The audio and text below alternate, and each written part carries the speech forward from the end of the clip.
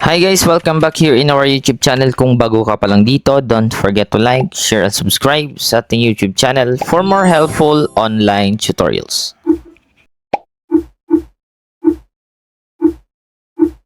Hi everyone! So sa video na ito, ipapakita ko ang step-by-step process kung paano gumawa ng Google Wallet at mag-link ng card sa Google Wallet.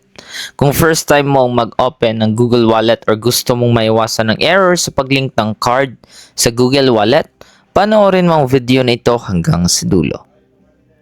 Okay, simulan na po natin. Una is punta lang tayo sa Play Store para i-install po natin yung ating Google Wallet. Ayan, so click lang natin yan, then search natin Google Wallet. So make sure na sa Play Store po tayo magda-download para legit po yung Google Wallet na sinalihan natin.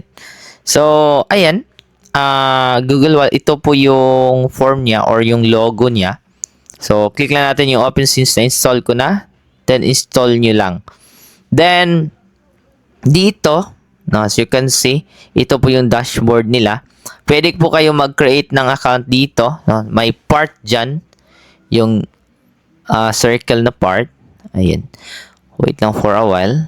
Ayan. So, may circle na part. Pwede kayong pumili dyan ng Google. No? Ano yung Google na gagamitin mo? So, since ito yung updated na Google ko, no? Shadrach Earl Kulot, ito yung create ko na account. So, automatic po yan mag-create once i-click mo lang yan.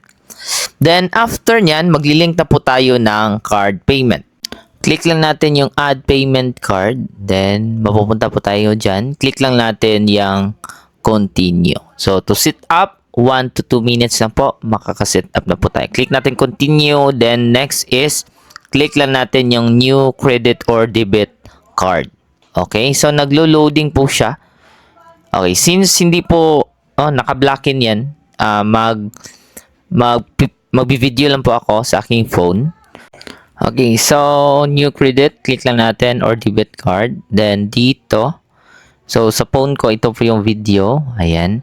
So, add payment card, click lang natin yung credit or debit card. Then, ang next step dyan is, i-scan lang natin yung ating ATM number or for example, yung mga card natin. No, sa it can be GoTime Bank, no, GoTime lang ang nilink ko dito, Maya, GCash, pwede yan.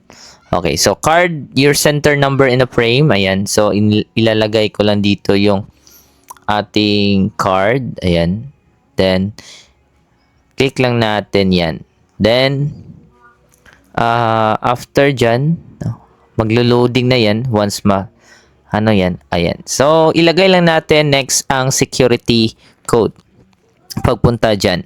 Okay, so security code. So, ano yung security code dyan? Ilalagay lang po natin. Okay, so makikita lang yan sa card. May security code na nakalagay po. So, 3 digit number lang po yung security code.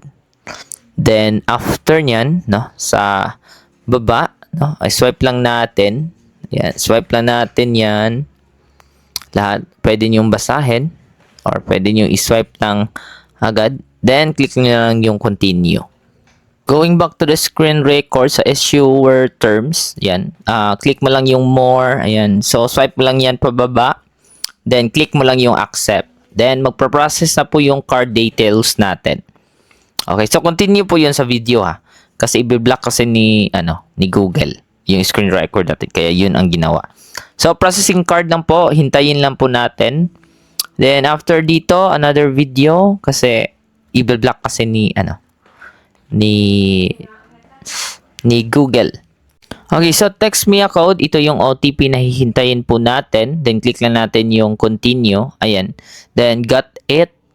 Okay, so, wait lang natin yung text message nila, yung number code or yung OTP. Ayan, so nandoon na po yung number. Then, click mo lang yung continue pagkatapos niyan. Then, maproproceed po tayo dito sa Google Wallet. Okay, so click lang natin yung not now. Check natin if na-link na ba talaga yung card. Ayan, so virtual card is ready to tap to pay. Okay, got it. Ayan po. So, malilink na po agad yung ating Visa card. Ayan, as you can see, na-link na po dyan sa ating Google. And itatap lang natin yan, then pwede na tayo bayad through cashless card. So, ganun lang po siya kadali. Okay, so that's all for today, guys. And hopefully, may natutunan po tayo. If may comment po kayo or mga katanungan kung paano gamitin po itong ating Google Wallet, just comment down below para gawan po natin yan ng video. So, that's all for today. Hopefully, you like, share, subscribe sa ating YouTube channel for more helpful online tutorial. And see you on my next video.